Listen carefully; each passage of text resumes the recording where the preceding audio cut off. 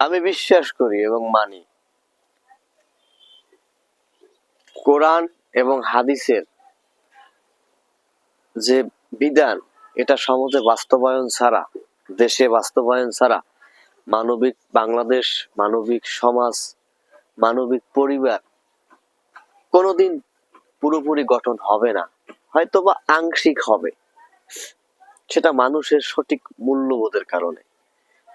কিন্তু আমার প্রশ্ন, বর্তমানে যারা ইসলাম প্রতিষ্ঠার নামে ইসলামকে সাইনবোর্ড লাগিয়ে গণতন্ত্র মিক্স করে ইসলামের ভিতরে কোরআনের শাসন প্রতিষ্ঠা করতে চায়, তারা কি আমাদের সাথে ধোঁকা দিচ্ছে?